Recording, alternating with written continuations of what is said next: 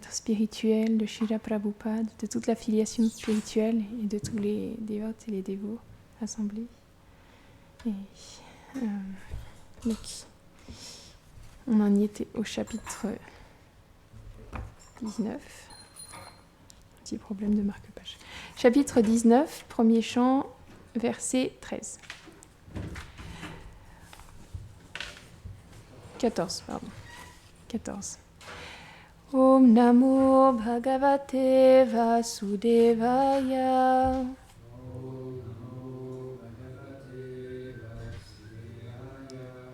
Om Namo Bhagavate Vasudevaya.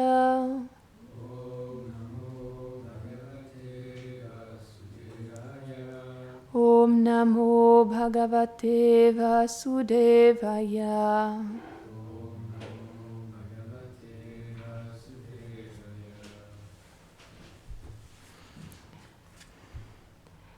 Tasyaiva meghasya paravere. Ah mince, je suis désolée. Tasyaiva meghasya paravere.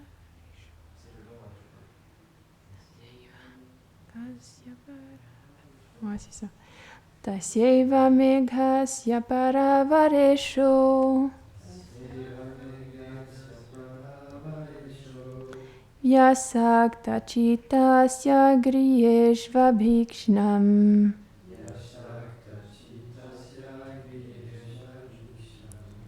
Nirveda mulo dvijasha parupo.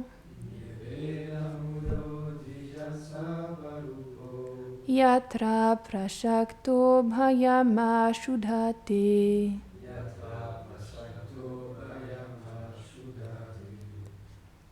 Sous la forme de la malédiction d'un brahmana, le Seigneur Tout-Puissant m'a accordé la plus haute bénédiction, puisqu'il a éveillé en moi, l'âme déchue intensément attachée aux affaires familiales, un sentiment d'aversion envers la jouissance matérielle. Un homme attaché matériellement est empli de peur quand la mort est à portée de main. Il devient alors enclin à accepter une attitude de dévotion et de renoncement. Commentaire. Srila Vishwanath Chakravarti Thakur cite Parikshit. J'ai accompli une action impure, un grand péché, qui était de n'avoir pas respecté un brahmana en lui mettant un serpent autour du cou.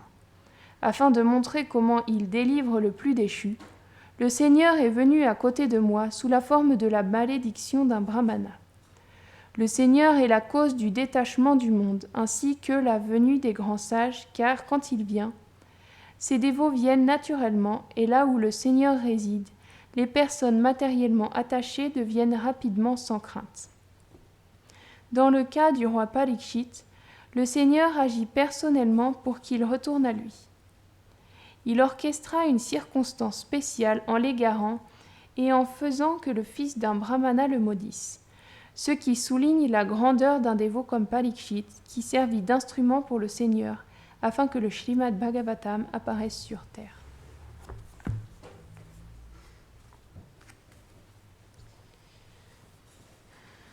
Om Jnanatimirandasya Jnananjana Sharakaya Chakshurun Miritam Yena Tasmai Shri Gurave Namaha.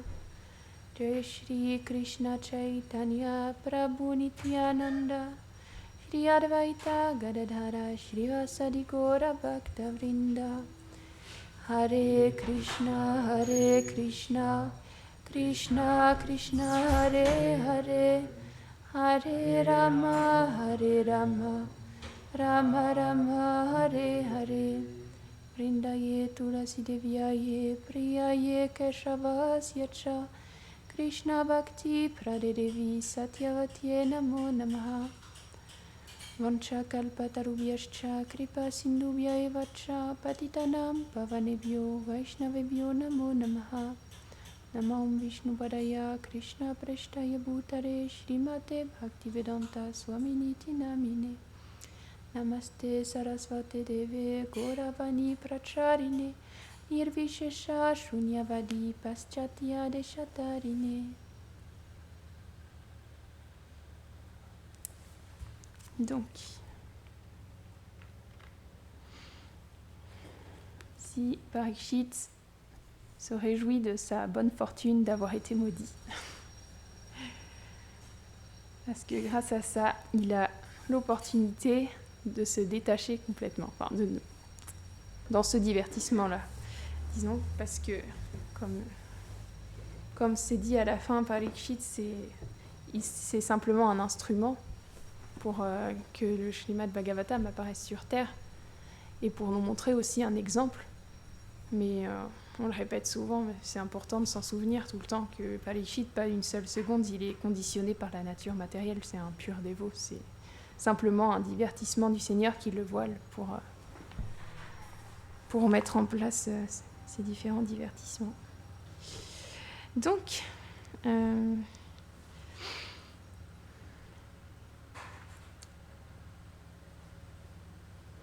là, il est dit « Un homme attaché matériellement est empli de peur quand la mort est à portée de main. » Parce que lorsque la mort vient, alors on est forcé de tout quitter ce à quoi on est attaché. Toute notre vie, on cultive,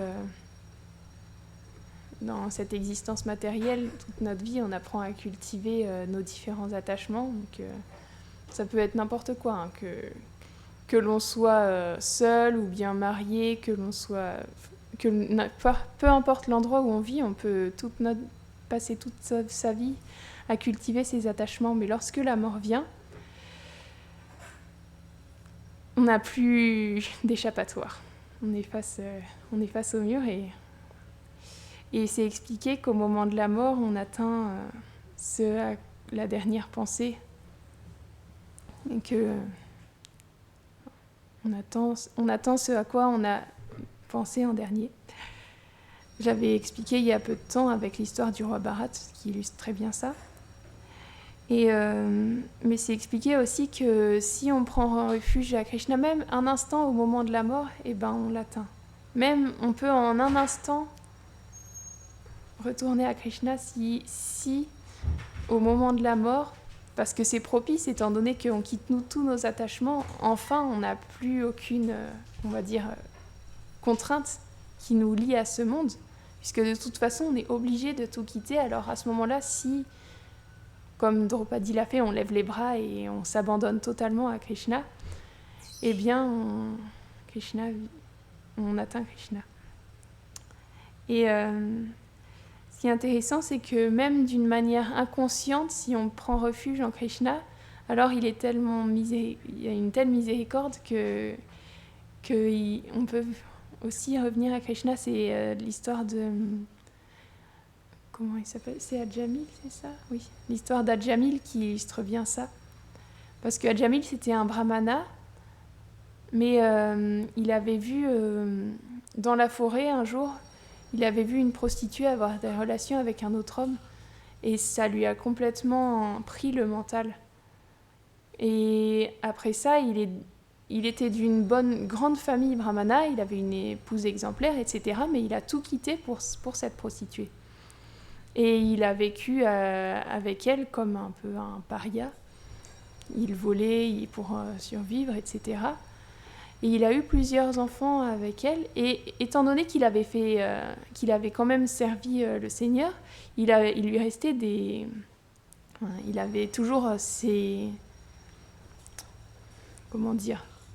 cette Sukriti qui était là avec lui, ce qui fait qu'il avait appelé son dernier enfant Narayan. Et Narayan, c'est un nom du Seigneur. Donc c'est pas un nom ordinaire, puisqu'on dit souvent que le nom de Krishna et Krishna ne sont pas différents. Donc lorsqu'on prononce son nom, c'est lui directement qui est là. Donc, étant donné qu'il avait appelé son enfant Narayan, il avait quand même un lien avec le Seigneur, bien qu'il ait complètement tout quitté pour cette femme. Et le jour où il a quitté son corps, la dernière chose qu'il a dit, c'est qu'il a crié le nom de son fils Narayan. Mais ce qui s'est passé, c'est que ça n'a pas été pris comme le nom de son fils, ça a été considéré comme Narayan, c'est le nom du Seigneur. Donc, les... Oh. Non, il n'y avait pas les Yamadutta. Les Yamadutta sont venus, donc les serviteurs de Yamaraj, et les Vishnudutta, pardon, j'ai eu un petit... Les Vishnudutta, les serviteurs de Vishnu, sont venus aussi à ce moment-là. Et les Yamadutta, ils n'ont pas compris parce que, étant donné qu'il avait fait plein d'actions pécheresses, il devait... parce que c'est expliqué que dans ce monde, on est comme... Sur la Terre, on est comme dans une plaque tournante et on peut faire soit des bonnes actions qui vont nous... Des bonnes actions, entre guillemets, qui vont nous faire accumuler de la... de la piété. Je ne sais pas si c'est des piétés ou des actes de piété qui peuvent nous faire aller prendre plaisir sur les planètes édéniques, ou soit on va agir d'une mauvaise manière et à ce moment-là, pendant un temps donné aussi, on va sur les planètes inférieures pour payer les résultats de nos actions, entre guillemets, parce que étant donné qu'on est indépendant, qu'on a choisi notre indépendance, il faut prendre les réactions de nos actes, ce qui est logique. Mais donc, il y a aussi une troisième forme. Enfin, si on n'accomplit ni bonne action ni mauvaise action, mais qu'on offre tout ce que l'on fait au Seigneur, à ce moment-là, c'est comme ça qu'on peut se défaire des réactions de ce monde. Parce que sinon, c'est un cycle sans fin. Le karma, c'est infini parce qu'à chaque pas, à chaque respiration, à chaque mouvement qu'on fait, on va faire une bonne, une mauvaise action qui va nous enchaîner de plus en plus. On ne peut pas ne pas agir, même si on s'enferme dans une grotte pendant des années et qu'on ne fait rien du tout, on sera obligé d'agir, on sera contraint à être lié par les chaînes du karma. Mais si on offre tout ce qu'on fait, et même si on agit pour Krishna seulement, à ce moment-là, c'est considéré qu'on se défait de ces chaînes du karma. Mais là, il y a les Yamadutta qui sont venus parce qu'il avait fait plein de mauvaises actions justement à Jamil. Mais les Vishnudutta, ils étaient là aussi, donc ils n'ont pas compris pourquoi c'est nous qui devons le prendre. Yamaraj nous sommes les serviteurs de Yamaraj et ils pensaient même que Yamaraj c'était le Seigneur suprême. Ils étaient complètement... c'est leur maître, mais ils n'avaient pas conscience que Yamaraj était lui-même un très grand dévot du Seigneur, du Krishna. Et les Vishnudutta, ils ont expliqué que, étant donné qu'à Jamil, il avait chanté le nom du Seigneur au moment de sa mort, eh bien, il devait venir avec eux, avec Kunta. Parce que ce nom, il avait effacé toutes ses réactions pécheresses. Juste parce qu'il avait pleinement pris refuge en ce nom au moment de sa mort et qu'il avait chanté de tout son cœur.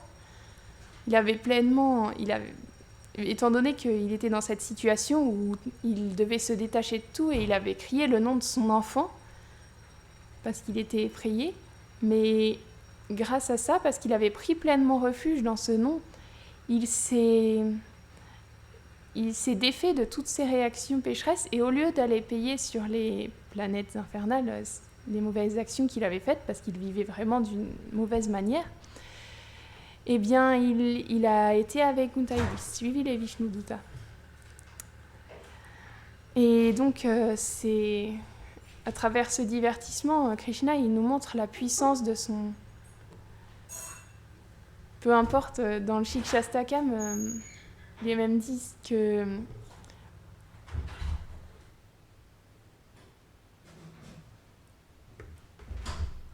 Peu importe la manière dont on le chante ou si on n'a pas besoin d'être pur ou d'être dans une position particulière, etc. On peut chanter n'importe quel moment le nom de Krishna, mais que c'est la forme de Krishna qui descend à nous comme ça. Et Krishna descend...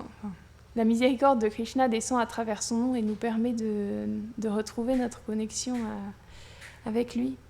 Même dans cet âge, c'est expliqué que c'est le sacrifice pour retourner à Krishna.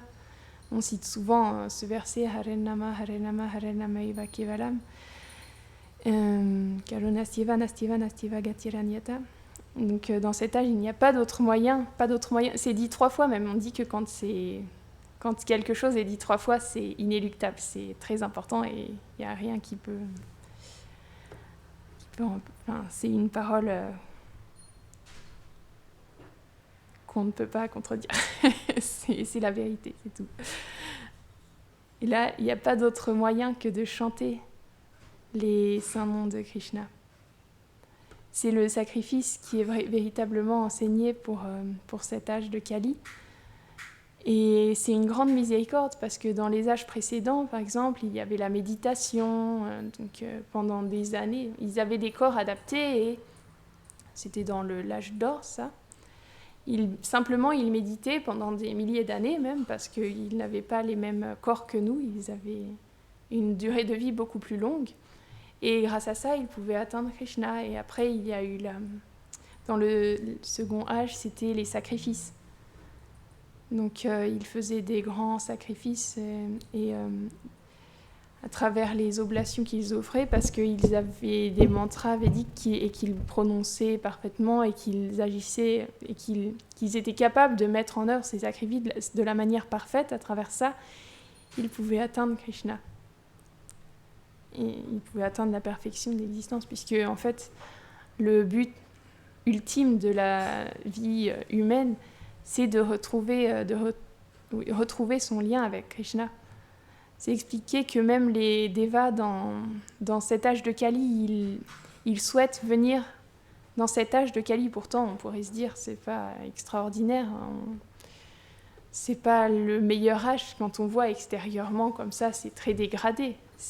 Mais, parce qu'on ne peut pas s'imaginer ce qu'il y avait dans les autres âges, mais la Terre n'était pas du tout dans le même état et les êtres avaient beaucoup plus de qualité. Mais les Devas, ils prient pour revenir dans cet âge parce que c'est un âge où il y a une miséricorde tellement spéciale. Parce que Chaitanya Mahaprabhu, lorsqu'il est venu distribuer le Saint-Nom, il a distribué sa miséricorde et il a permis à tous les êtres, qu'importe leur qualification, de retrouver leur lien éternel avec lui. Et c'est ce que toutes les âmes souhaitent, même si on est recouvert par des conditionnements et qu'on pense qu'on désire telle ou telle chose pour être heureux. C'est le but ultime de toutes les âmes. C'est leur position éternelle et c'est la seule chose qui peut les satisfaire. Et dans le 3e âge, il y a l'adoration des déités qui est venue. Donc, on peut voir là derrière les rideaux, elles sont cachées. Mais pour retrouver son lien avec Krishna, il y a l'adoration de la déité qui a été instaurée.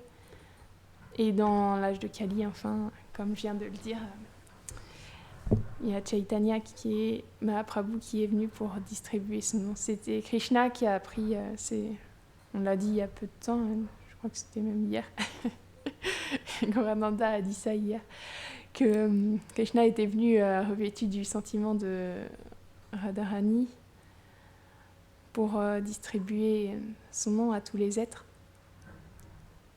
pour distribuer sa miséricorde. Et là, il n'y a plus de question d'être qualifié, de ne pas être qualifié, d'être dans une famille haute ou basse. Enfin, ça, c'est vraiment, ça n'a pas d'importance. Et la seule chose qui compte, c'est de simplement chanter les noms de Krishna et avec la plus grande sincérité. Et c'est ça qui peut nous faire, retrouver notre place originelle. Donc,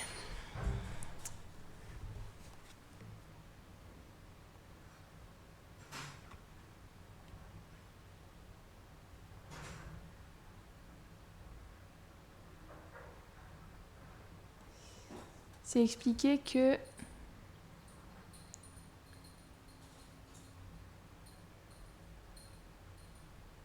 le Seigneur est la cause du détachement du monde, ainsi que la venue des grands sages, car quand il vient, ces dévots viennent naturellement, et là où le Seigneur réside, les personnes matériellement attachées deviennent rapidement sans crainte. Donc, évidemment, on peut se dire d'où vient... Enfin, c'est logique, puisque à l'origine, la peur n'existe que parce que nous sommes attachés. si quelqu'un est complètement détaché de toutes les choses matérielles, alors qu'importe ce qui lui arrive, il sera complètement dédié au Seigneur et plus rien ne sera source de crainte pour lui. C'est pour ça, Prabhupada, son nom c'était Abhay Charan, il était sans peur, parce que c'est un pur dévot et que il est constamment avec Krishna. Alors qu'est-ce qui peut lui faire peur? On peut voir même les pâtres, ils nous montrent ça dans les divertissements, lorsqu'il y a Agasura qui un serpent gigantesque, donc c'est pas une grotte, c'est pas une grotte, ça se voit que c'est pas. Il y a une odeur terrible qui s'échappe de sa bouche, et puis il y a des pics qui ressemblent à des dents et comme une route qui ressemble à une langue. Mais ils se disent, mais si c'est un démon, de toute manière, Krishna nous sauvera, alors on n'a rien à craindre, on peut rentrer dedans, on peut aller visiter la grotte. Et ils rentrent sans avoir une seule once de crainte à l'intérieur d'eux, parce qu'ils savent que Krishna est là pour eux.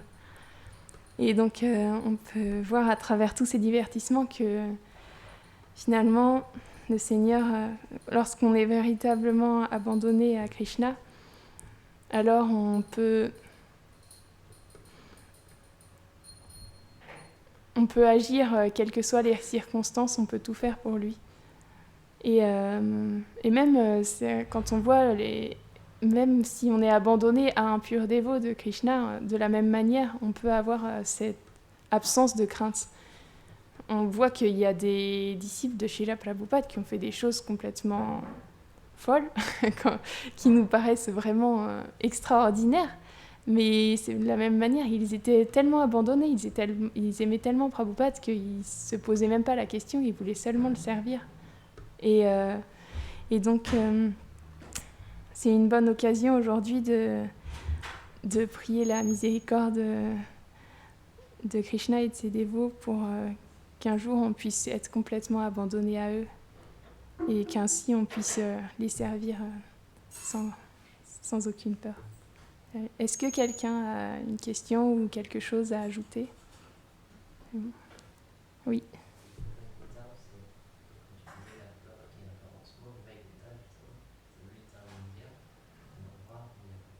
Ah oui. Attends. D'accord. Oui. Il y a Gorananda qui souligne que justement Vaikunta, ça veut dire littéralement l'endroit où il n'y a pas de peur, l'endroit où il n'y a pas d'anxiété. Donc oui, c'est un bon point. Jai Srimad Bhagavatam.